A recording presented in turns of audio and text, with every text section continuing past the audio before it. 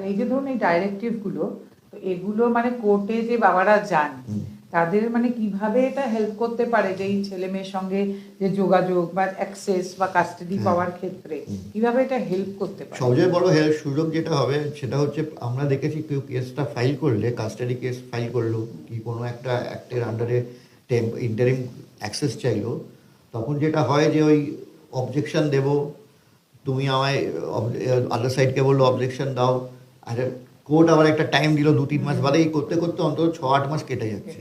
এখানে গাইডলাইন্স বলছে সেটা করা যাবে না।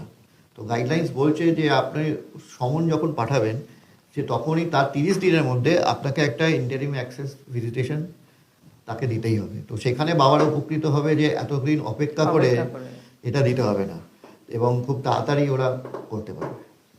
আচ্ছা, মানে তাহলে আপনার কি এটাই মনে হয় যে এই যে মানে বাচ্চার যে কাস্টাডি বলুন বা ভিজিটেশন বলুন বা অ্যাক্সেস বলুন, এই ক্ষেত্রে তাহলে এটা তো একটা গেম চেঞ্জার হয়ে উঠতেই পারে? ইট ইজ ডেফিনেটলি আমাদের বিশ্বাস it is going to be a game changer. এখন আপনি হয়তো দেখতে পাবেন না, কিন্তু বছর 3-এর মধ্যে এটা ডেফিনেটলি সারা ভারতবর্ষে গেম চেঞ্জার। এই মানে এটা তো একটা বিরাট ব্যাপার। মানে আমি আশা করবো যারা শুনছেন এটা একটু মন দিয়ে শুনবেন।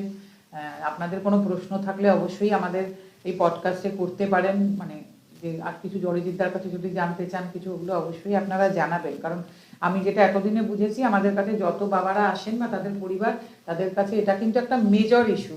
এবং আমি এরকম বাবাদের জানি যে যারা কিন্তু 498A বা আরও খারাপ খারাপ মামলা করা স্ত্রীদের শুধুই ফেরত নিতে চান বাচ্চার সঙ্গে একসঙ্গে থাকতে পারবেন বলে।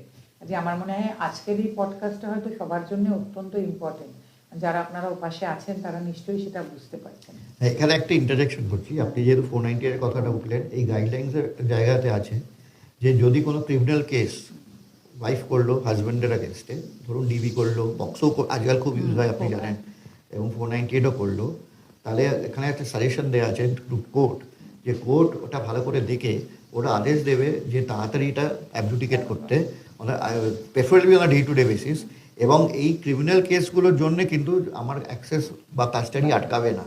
এটা বিরাট ব্যাপার একটা। আপনারা আশা করি শুনলেন অরিজিৎদা কি বলছেন। কাজে আমার মনে হয় যে আপনাদের এগুলো নিয়ে একটু এবং এই যে জিনিসটা যেটা অরিজিৎদা বলছেন ওয়েবসাইটেও আছে, আপনারা একটু প্লিজ পড়াশোনা করবেন। কারণ সেটা কিন্তু সবচেয়ে জরুরি। কারণ যেটা আপনাদের সঙ্গে আমি সবচেয়ে বড় সমস্যা বুঝি যে আপনারা খুব একটা কিছু নিয়ে পড়াশোনা করেন না। এটা অন্তত নিজেদের বাচ্চাদের সাথে আপনারা একটু পড়াশোনা করবেন, কেমন?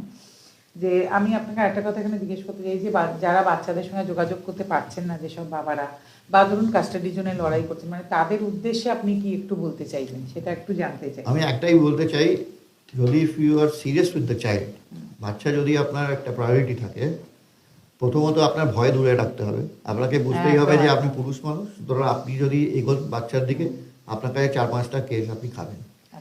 হ্যাঁ, তো সেটা আপনাকে হজম করতে হবে এবং আপনাকে সাহস রাখতে হবে। এবং আমি আরেকটা যেটা প্রবলেম ফেস করি, বাচ্চা দেখতেও পাচ্ছে না, বাচ্চাদের স্কুলেও যেতে পারছে না।